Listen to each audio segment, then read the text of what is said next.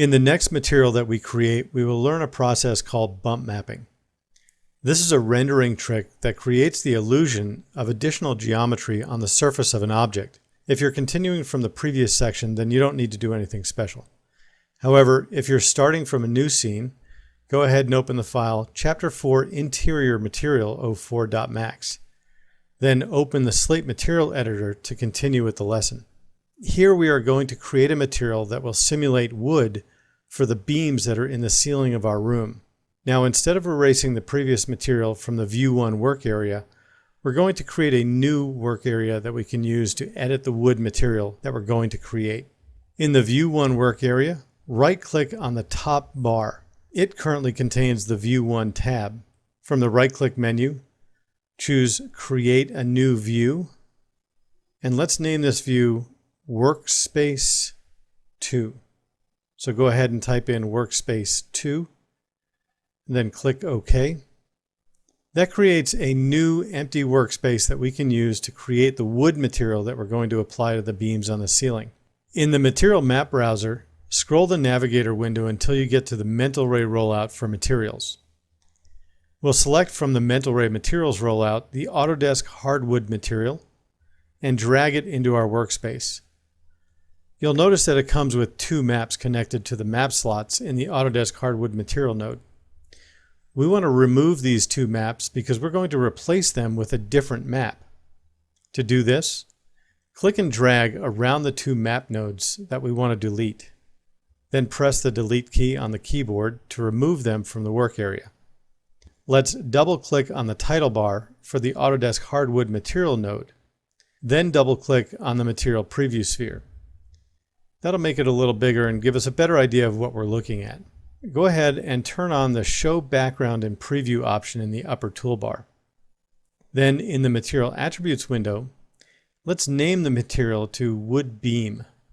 Go ahead and type in Wood Beam in the text entry box and press Enter to accept the name. In the Maps rollout of the Material Map Browser, navigate to where you see the Wood map.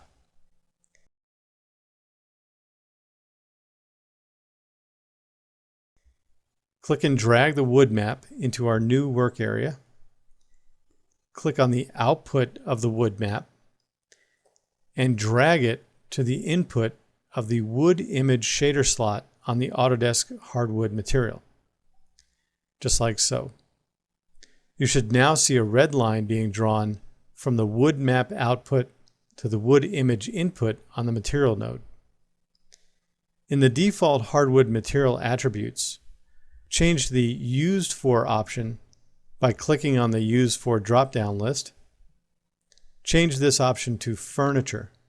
That will change how Mental Ray renders the surface of this wood. Now go ahead and assign this material to the wood beams. We have a named selection set for them.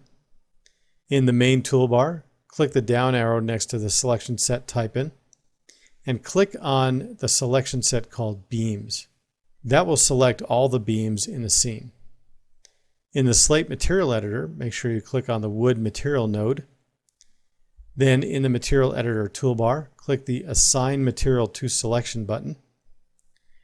This assigns the material to all the beams. Make sure your Camera 1 viewport is active. Click the Render button on the main toolbar to render the scene and see what the wood looks like on the beams.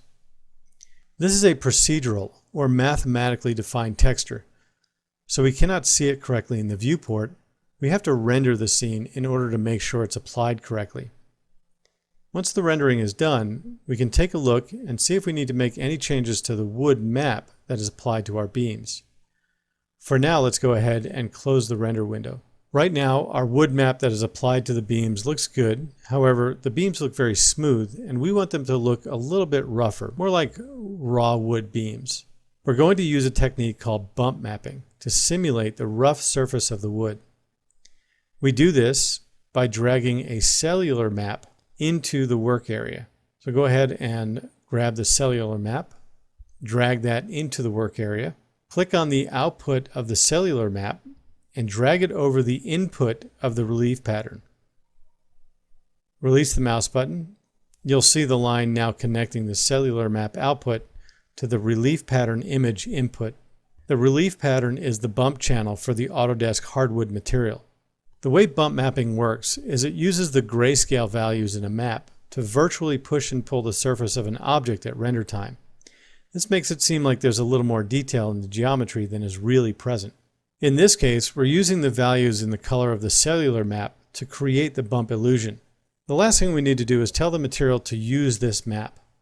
Double-click on the material in the Slate Material Editor, and in the Relief Patterns rollout, click on the Type drop-down list and select Custom.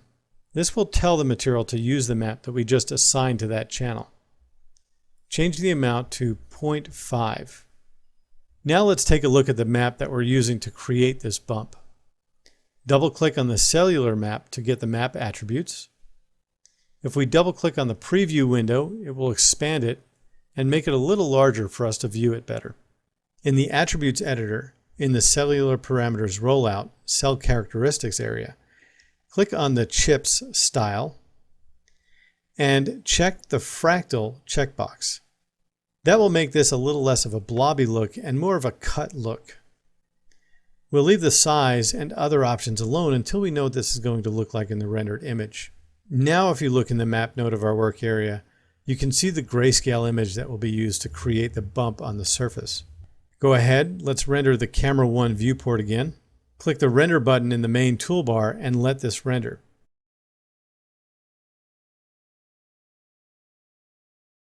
Now you'll notice that our beams have a little bit more of a visual texture. This simulates the geometry and is a much more efficient method of adding detail than actually going in and modeling this information. It would take an awfully long time to model this properly, not to mention it would add an additional amount of rendering time to your frame. Press Ctrl+S to save your file, then go ahead and save an increment of this file.